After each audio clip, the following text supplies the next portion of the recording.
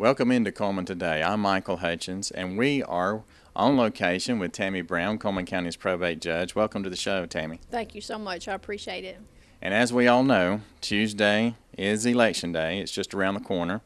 We've been seeing the signs everywhere, so we know it's coming. And we're going to talk about some of the changes that this upcoming election has in comparison with the last election. Tammy, what are some of the main changes that our viewers need to be aware of?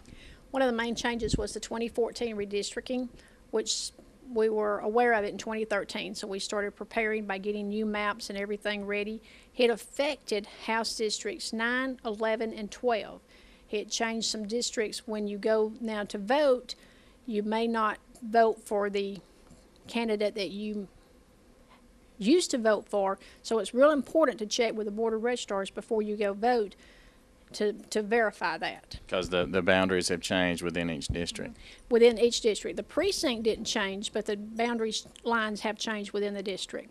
That was one change. Then we had 3 voting locations that moved. We had Bayleton Town Hall that moved to the Bayleton Senior Center. We had Stepful that moved to Hanceville Recreation and Wellness. And we had Cold Springs Fire Department that is now Cold Springs Community Center. That's another change. And then we had the voter ID law that was implemented. And that's where you can't just take your light bill or a Social Security card anymore. You have to actually have a valid state-issued ID. And then we have a new voting machine. So when voters go to the polls next Tuesday, the concept of the machine is basically the same, but it's more technology. And so they'll be seeing a new voting machine. Well, let's go. We're going to take our viewers and let them take a look at that voting machine. Then we're going to come back and talk about some more changes and things we need to be aware of for this upcoming election. Okay, that'll be great. All right, Tammy, we're looking at the new sample ballots that you guys have this year. I know y'all have new machines, and we kind of want to go over with our audience on the differences that they may encounter this year as opposed to elections in the past. So go through with us how we're going to fill out these ballots and put them into the machine. Okay. We do have a new voting machine. It's the DS200. It's digital scanning 200. This is it's a demo ballot that we've used for the testing for the schools. Instead of marking a line this year, you will come and you will fill in the oval just like you would in a standardized test. And then you take the ballot, once you fill it out, and just put it in the machine like you always have. You'll see the message that comes with welcome, please insert your ballot. You just put that in there like you did the old machine, and what you're looking for is a message that tells you that you've finished voting, or now the machine, instead of printing it out on the tape, is going to bring it up on the screen. The technology is advancing. That says you made too many selections in one contest. Now the voter has the opportunity to review their ballot or cast it as marked.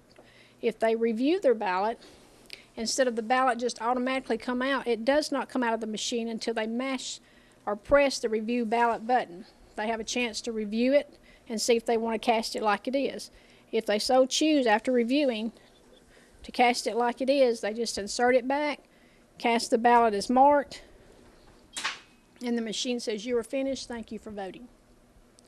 So it's kind of the same process, except the machine doesn't automatically just put the ballot back out, which protects the voter a little bit from everyone knowing how they voted, and it also protects the election worker from looking at a voter's ballot. Let's talk, while we're here at the machine, Tammy, let's talk about the ID that is required this year, because I know there was a little bit of some changes to that. Can you talk about that? Yes. This year the Voter ID Act went into effect, and you can't just have any form of identification. You've got to have a state government issued ID, and it's got to be valid. So you've got to have like an Alabama driver's license, an Alabama photo ID. That sort of ID has to be presented when you go vote. Tammy, explain this new ID that has come out and who it is for.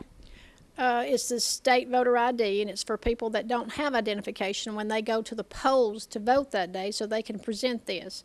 It does not cost anything. They will need to go to the Board of Registrars. This is implemented through the Secretary of State, and the Board of Registrars will be the ones taking the picture. And this is to ensure that everybody that has the right to vote can go to the polls and vote. Yes, and that no one is ever denied the right to vote. We know there's probably going to be some runoffs, but even if there's not runoffs, we also need to turn out for July the 15th. Tell us why. We'll need to, whether, like you said, whether there's a runoff with a candidate or not, there's going to be an amendment on the ballot, which means we'll have to have a primary runoff election July 15th. And that amendment regards cotton. The wording has not been laid out yet and determined. That will be after this election. So we'll know more about it after the election, the primary election. And on the races, talk to us a little bit about the different candidates and the different things we're going to be voting on this ballot. Okay, for this election, we've got some state offices like governor, lieutenant governor, state senator, District 4, secretary of state, state auditor, Public Service Commission 1, Public Service Commission 2, State Board of Education 6, County Commission Place 1 and 2, Sheriff. Then we have the Republican Executive Committee Place 1, 2, 3, and then the Republican Executive Committee at large. That's the Republican ballot. The Democrat ballot includes the governor and the Democrat Executive Committee, District 9. This is a primary election, so when you go in to vote, you have to decide whether you want to vote in the Democrat primary or the Republican primary. And we have both sample ballots of each. Voting is this Tuesday. Yes. When are the polls going to be open, and when do they close? Polls open at 7 a.m. and they close at 7 p.m. And the voting results, after they close at 7 o'clock, has always been at the Civic Center. But now it will be at the courthouse, 3rd floor. Both courtrooms will be open. We'll have 60-inch screen TVs set up. The concept will be the same. We're just moving it here. Okay. Any other thing that you would like for our viewers to know before we close out? No, just remember to ask the people to go out and vote next Tuesday. Okay. Thank you very much, Tammy. Thank you.